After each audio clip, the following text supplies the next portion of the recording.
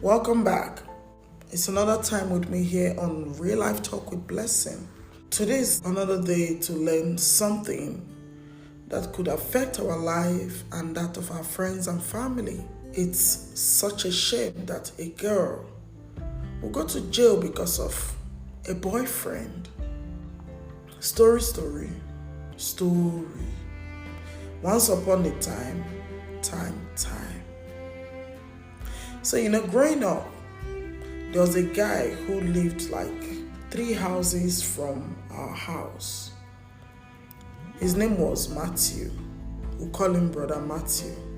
He was an only child of his parents, very hot-tempered. He went to jail because of his temperament. Brother Matthew gave someone his bicycle to fix for him. And the day he went to pick up the bicycle, the man told him his balance for that bicycle will be 300 naira. That was how Brother Matthew fled up. He was angry, he was furious, he was shouting that he's not going to pay extra 300 naira to collect his bicycle for what? That's how Brother Matthew got angry. Brother Matthew was a mechanic, so he was quite popular for fixing people's cars around. Myself and my younger ones were just sitting outside when we saw him run past. And the next thing, he ran past again. But this time he was carrying a small gallon. This very small gallon that they use for agbo nowadays. We lived close to the main road. So if they are shouting at the main road, you can easily hear in the house. So after a while, we saw him running half naked. We were so scared. Because my mom was not in the house. My mom had gone to the market. She was a trader then. We were so scared, we ran into the house. I had to take my younger ones into the house. We were really scared because when he passed us, he was dressed. Coming back, he's naked, holding his private area and running. All his clothes were torn.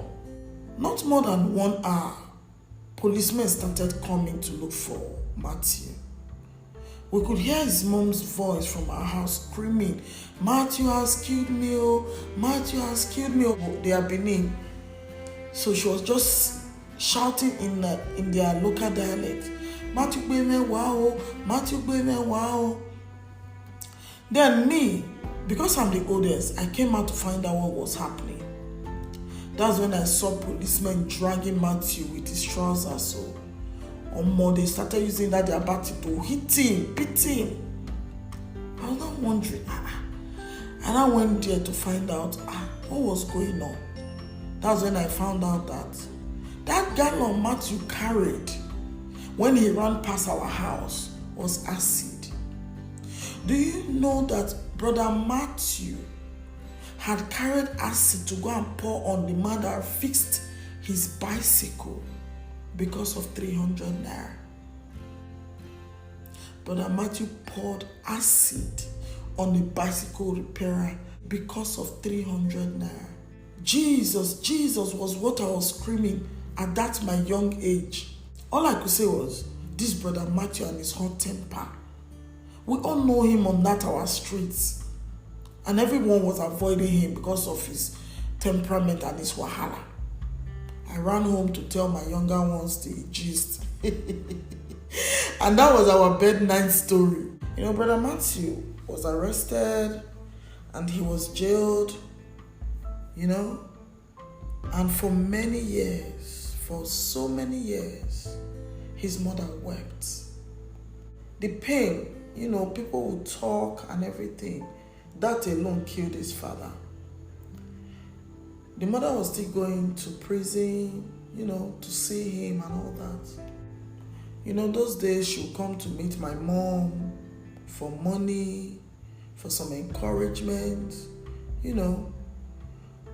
And on such times, she'll be telling my mom, my sister, because I get only one pikin, I fear to tell him the truth.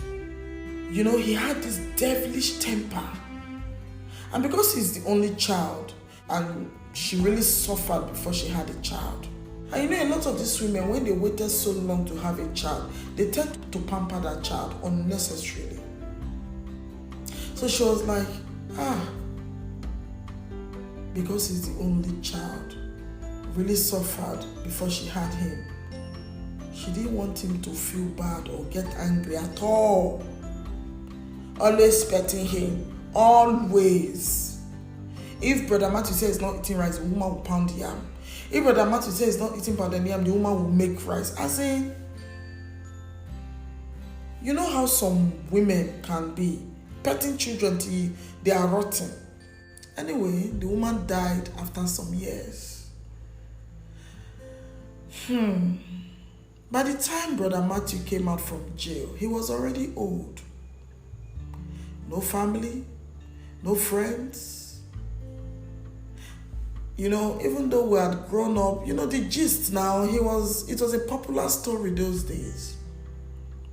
And the man he poured acid on died from that incident, so everyone saw him like an outcast.